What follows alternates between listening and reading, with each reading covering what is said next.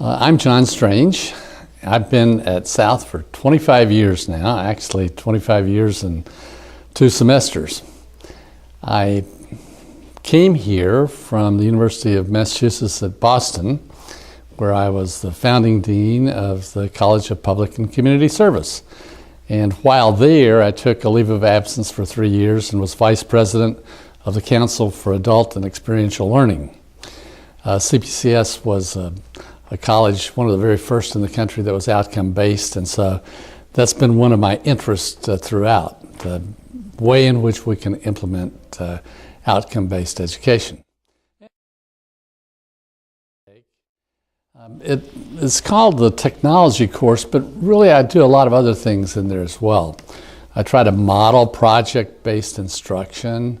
We try to get people involved in creating lesson plans that use technology as tools. We don't really want to teach technology. Kids are using it today just as a natural course of events, but we do want teachers to understand how to use those very powerful instructional tools as part of that whole process.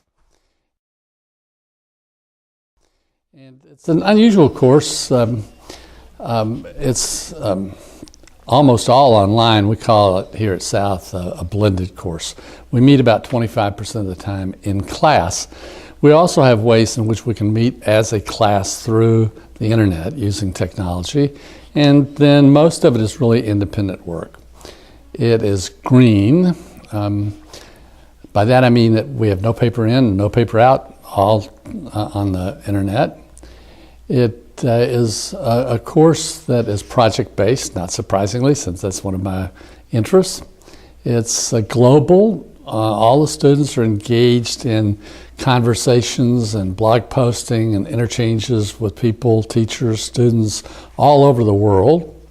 It's community-based. We're trying to have an impact on the school systems in which the students who are in EDM 310 go. It's a course in which we really emphasize trying to create a community of learners through a lab, which is operated primarily with students who have been through EDM 310 before.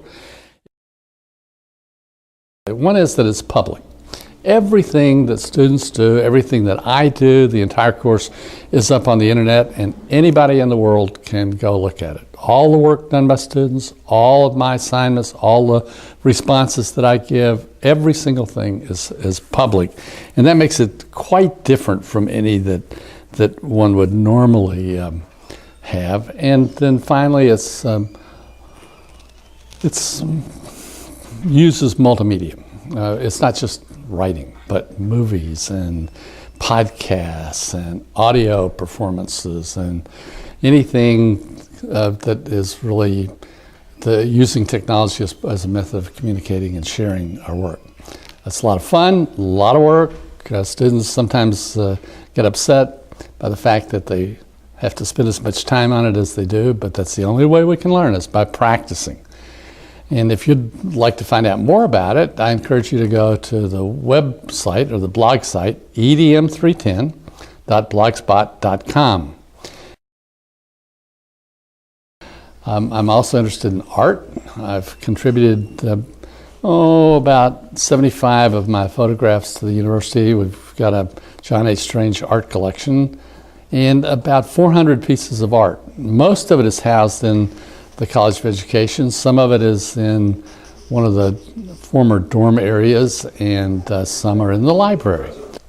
One of the things that I really have enjoyed in my career is being a college professor, because that gives me an opportunity to constantly be learning. And I think that's so exciting, to be learning new things every day and to try to put them to use and to find out what you don't do well and what you do well, and to continually practice that. That's really an exciting thing. You know, it's interesting. You run into all sorts of different people as a result of being in this profession. One student one time came up to me and she says, "Dr. Strange," she says, "you know what? I am really having trouble with your course. I just want you to teach me so I don't have to learn."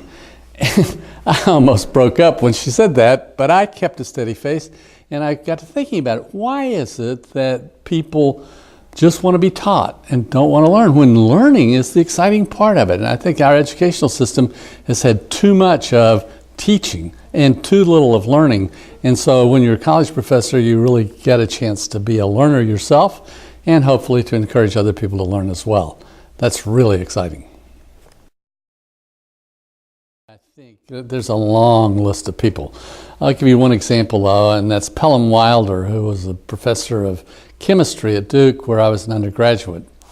And he had a class for non-chemistry majors, and I certainly was a non-chemistry major. There were about a dozen of us in that class, and the first exam that he gave us, I think the top grade was about 24 or 25, and the low grade was about 4, and the average was 12 or 14, somewhere in that range. And everybody panicked, including myself. And so he came in and he started talking to us about it, and everybody's just absolutely certain that they would never pass this course and how horrible it was, how horrible he was. And he said, I thought it'd be interesting to give you the exam that I just gave my doctoral student who had his final exam before he defended his dissertation. And that's what you got today. And so don't be surprised that the grades were lower than what you expect, but take it as an opportunity to see what is left to learn. And that's meant a lot to me. I've thought about that a lot.